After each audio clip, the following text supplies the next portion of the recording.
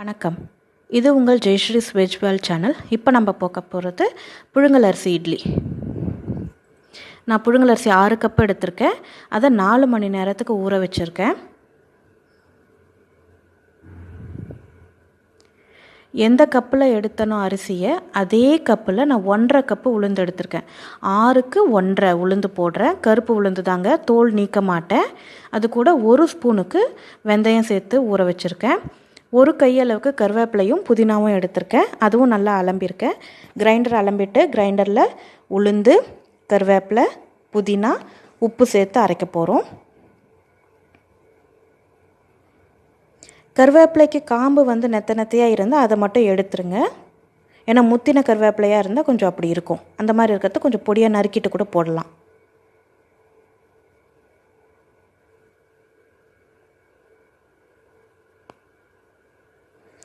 உப்பு சேர்க்குறேன். சேர்த்துட்டு முதல்ல தண்ணி விடாதீங்க, அப்படியே அரைச்சிக்கோங்க. இது கொஞ்சம் ஸ்ட்ரக் ஆகும் இனிஷியல் ஸ்டேஜு. கை விட்டு கொஞ்சம் கிளறி விட்டுட்டு அரைங்க. ஓரளவுக்கு அரைஞ்ச பின்னாடி தண்ணி சேர்த்துக்கோங்க. ஏன்னா கருப்பு உளுந்து கொஞ்சம் அரையிறதுக்கு டைம் எடுக்கும்.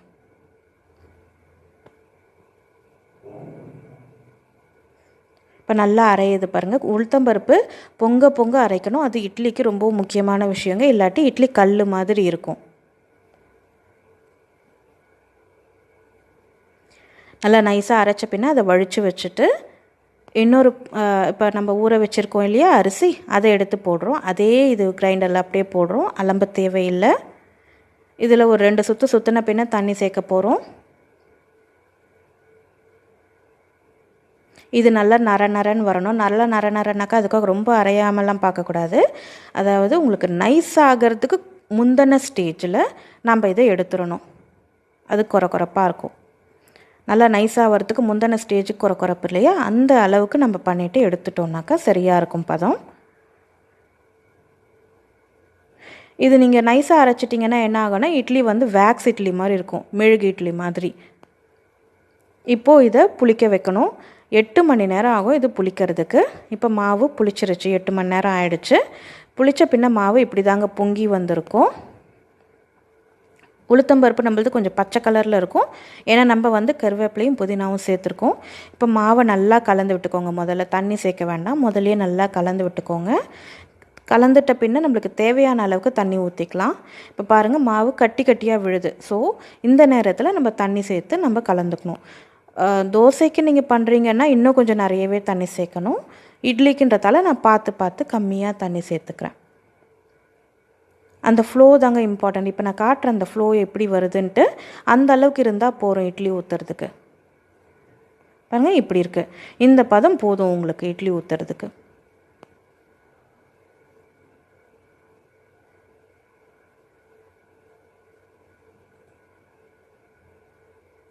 இப்போ இட்லி மோல்டு எடுக்கிறோம். நான் க்ரீஸ் பண்ணலை, எண்ணெயோ நெய்யோ தடவலை தட்டில், அப்படியே தான் ஊற்றுறேன். குழி ஃபுல்லாக ஊற்றக்கூடாது எப்போவுமே. ஏன்னா அது இட்லி வேகும் போது மேல் தட்டில் போய் இடிச்சிட்டு இட்லியோட ஷேப்பை உங்களுக்கு குழி விழுந்த மாதிரி காட்டும். அதனால் எப்பவும் குழிக்கு உள்ளே தான் இட்லி மாவு இருக்கணும். நான் பாருங்கள் 4 இதுவும் ஊற்றி காட்டுறேன்.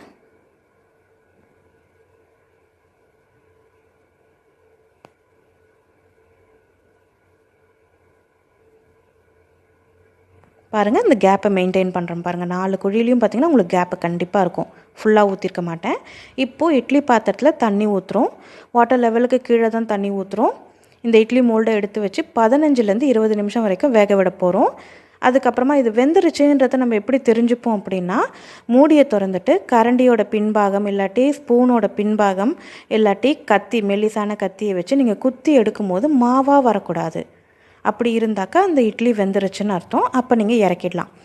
இறக்கின பின்ன என்ன பண்ணணும்னா, ஐதர் இந்த தட்டை தலைக்கீழே ரிவர்ஸில் வச்சு ரன்னிங் வாட்டரில் காமிக்கணும். இல்லாட்டி நீங்கள் ஒரு 2 நிமிஷம் எடுத்து வச்சிங்கன்னா குளிர்ந்துடும். குளிர்ந்த பின்ன நீங்கள் கரண்டியை போட்டு எடுத்துடலாம். ஷார்ப்பான கரண்டியை போட்டு எடுத்திங்கன்னா இவ்வளோ ஸ்பாஞ்சான இட்லி உங்களுக்கு கிடைக்கும்.